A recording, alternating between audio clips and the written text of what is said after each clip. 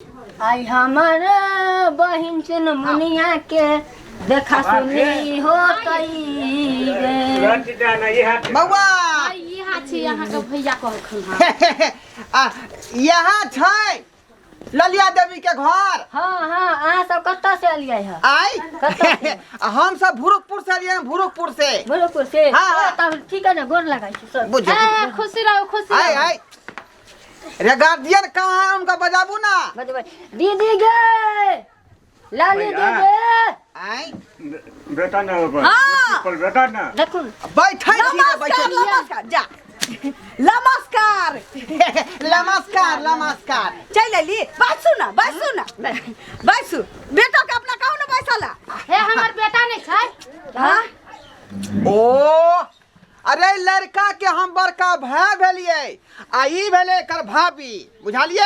हाँ आ ये क्या छ भतीजा हाय ये हमर बहू के देवर भेले, हमर भाई भेले उ।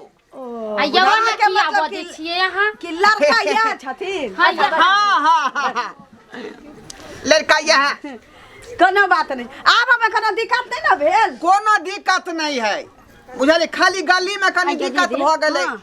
ओकरा ढीला रहे फरल के बाबरी सुटाई है।